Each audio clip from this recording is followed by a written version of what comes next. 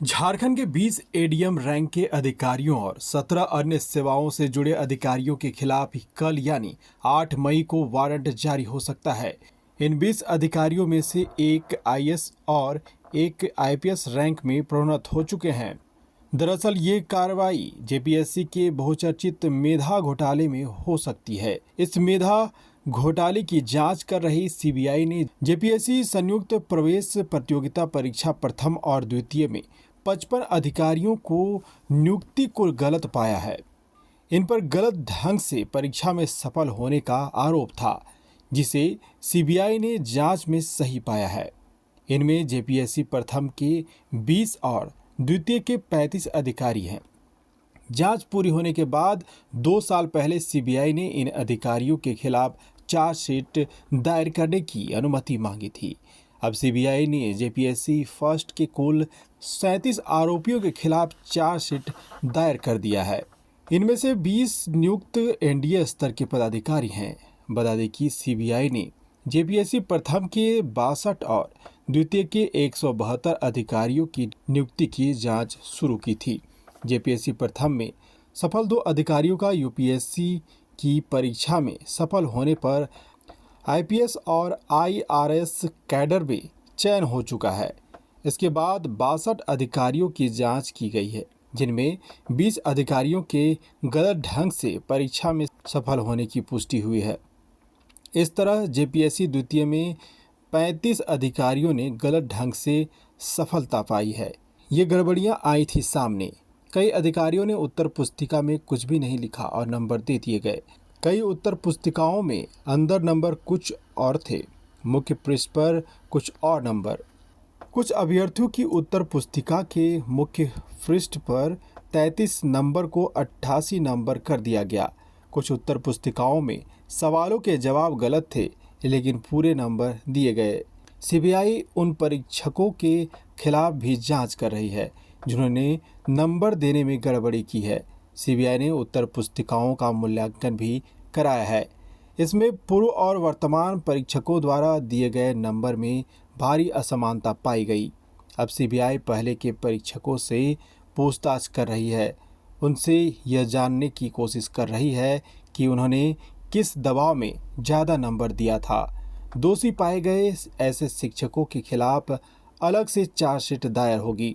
Ranchi civil court के senior advocate doctor Prakash Jha बताते हैं कि सीबीआई के चार्जशीट दायर करने के बाद कोर्ट इस बात का संज्ञान लेगी कि ये मामला सुनवाई योग्य है या नहीं। अगर न्यायालय को लगा कि सीबीआई की चार्जशीट में सुनवाई योग्य पर्याप्त साक्ष्य हैं, तो न्यायालय सभी अभियुक्तों को हाजिर होने के लिए समन भेजेगी। समन के बाद अभियुक्त या तो कोर्ट के सामने सरेंडर करेंगे या फिर एंटीसिपेटरी बेल लेकर कोर्ट के सामने हाजिर होंगे। चार्जशीट में नामजद सभी अभियुक्तों के हाजिर होने के बाद ही न्यायालय मामले को आगे बढ़ाएगी और सभी अभियुक्तों को पुलिस पेपर दिया जाएगा। इसके बाद अभियुक्त चार्जशीट से अपना नाम हटाने के लिए कोर्ट में अर्जी दे सकते हैं। अगर कोर्ट ने अर्जी मान ली तो उनका नाम चार्जशीट से हट सकता है।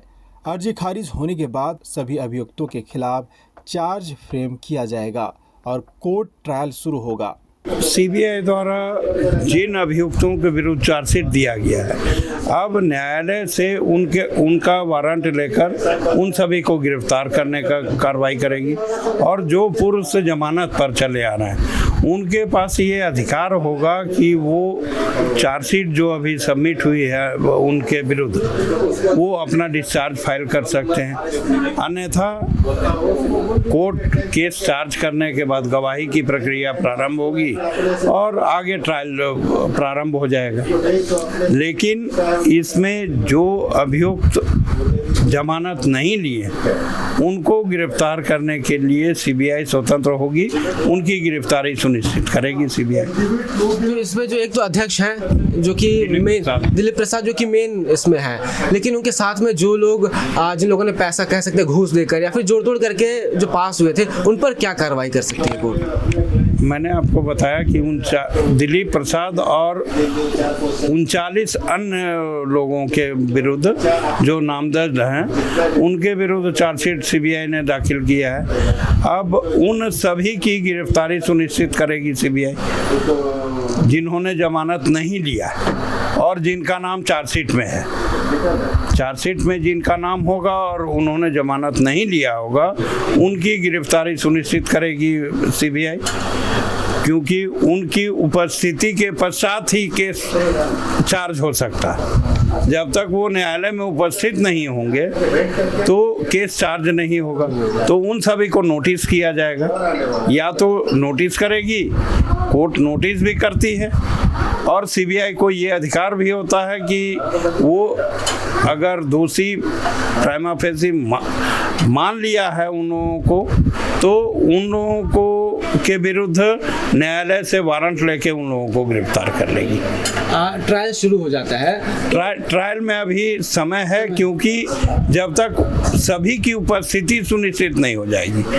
जिनका चार्जशीट में नाम है 39 के 39 अभियुक्त यहाँ न्यायालय में उपस्थित नहीं हो जाते, चाहे वो जमानत प्राप्त करके या सीबीआई द्वारा गिरफ्तार करके।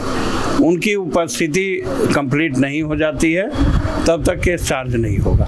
वो केस तभी चार्ज होगा जब सभी की उपस्थिति सुनिश्चित हो जाएगी। उपस्थिति सुनिश्चित होने के बाद भी अगर ट्रायल कोर्ट में गया तो जो पदाधिकारी अधिकारी है जेपीएससी के, उनका तो एक अलग चार्ज लगेगा, और जो जिन लोगों ने घूस दिया, क्या दोनों में कुछ अंतर करेगा कोर्ट? चूंकि ऐसा है सर, एक धारा होती है 120B साजिश। वो साजिश की धारा को मूल जो अपराध है, अपराध की धारा है, उसके साथ ही वो पढ़ा जाता है और वो उसके लिए भी दोषी होता है। अर्थात कि यदि आपने उस अपराध में सहयोग किया है तो आप भी उसके दंड के भागी होंगे। तो ऐसा नहीं है कि दिलीप प्रसाद के लिए अलग कार्रवाई चलेगी और अभ्यर्थियों के लिए अलग चलेगी या कर्मचारियों के लिए अलग चलेगी। सभी के विरुद्ध एक ही कार्रवाई होगी और सभी का ट्रायल एक साथ चलेगा। आपको बताते हैं कि प्रथम बैच के किन अधिकारियों को सीबीआई ने दोषी ठहराते हुए उनके खिलाफ चार्जशीट फाइल किया है। इन अधिकारियों में कुमारी गीतांजलि, विनोद राम, मौसमी नागेश, रजनीश कुमार, कुंदन कुमार, मुकेश कुमार महतो, राधा प्रेम किशोर, कानूराम नागा, श्वेता वर्मा, रंजीत लोहरा, लक्ष्मी नारायण किशोर और अन्य शामिल हैं। बताते चले कि जेपीएससी प्रथम का 2004 में और द्वितीय का 2008 में रिजल्ट जारी हुआ था। दोनों परीक्षाओं में गड़बड़ी के आरोप लगे तो सरकार ने निगरानी को जांच का जिम्मा सौंपा। इसी बीच हाईकोर्ट में सीबीआई जांच की मांग को लेकर पीआईएल दायर की गई। हाईकोर्ट के तत्कालीन जस्टिस एनएन तिवारी ने 2012 में प्रथम बैच के 20 अधिकारियों के वेतन पर रोक लगाते हुए सरकार को उनसे काम लेने से मना कर दिया। इसके विरोध में एक अभ्यर्थी ने सुप्रीम कोर्ट का दरवाजा खटखटाया। सुप्रीम कोर्ट ने 2014 में हाईकोर्ट द्वारा दिए गए सीबीआई जांच के आदेश को स्थगित करते हुए याचिकाकर्ता को काम पर रखने और वेतन देने का निर्देश दिया। इसके बाद सभी 20 अधिकारियों को पद पर बहाल रखा गया और जांच बंद हो गई। वर्ष 2017 में राज्य सरकार ने फिर सुप्रीम कोर्ट में रिव्यू पिटीशन दायर की तो सुप्रीम कोर्ट ने फिर सीबीआई जांच की अनुशंसा कर दी। तब से सीबीआई मामले की जांच कर रही है। चार्जशीट दायर होने के बाद दोषी अफसरों के खिलाफ कोर्ट से वारंट जारी होगा। वारंट जारी होते ही उनके निबंधन की प्रक्रिया शुरू हो सकती है। 2019 में प्रशासनिक सेवा के पहले बैच के अधिकारियों की दी गई प्रोन्नति भी वापस ली जा सकती है। अंतिम कार्रवाई कोर्ट के अंतिम फैसले से प्रभावित होगी। दोषी पाए जाने पर मेरिट लिस्ट में उनके नीचे रहे अधिकारी ऊपर जाने की मांग कर सकते हैं। हालांकि इसके लिए उन्हें कोर्ट जाना होगा। कि न्यायालय में उनकी उपस्थिति को सुनिश्चित कराना ये सीबीआई का प्रथम कार्य है। बता दें कि सीबीआई ने जेपीएससी के तत्कालीन अध्यक्ष डॉक्टर दिलीप प्रसाद, तत्कालीन वरीय सदस्य गोपाल प्रसाद सिंह, सदस्य राधा गोविंद सिंह नागेश, शांति देवी, परीक्षा नियंत्रक एलिस ऊपा रानी के अलावा अपर संहारता रैंक के अधिकारी सहित 37 के खिलाफ जांच पूरी करते हुए चार्जशीट दाखिल की है। सीबीआई ने 2 जेलर और डीटीओ पर भी चार्जशीट दाखिल किया है।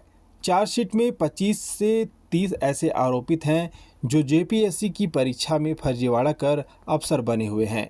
सीबीआई ने इस मामले में करीब 12 साल बाद चार्जशीट दाखिल की गई है।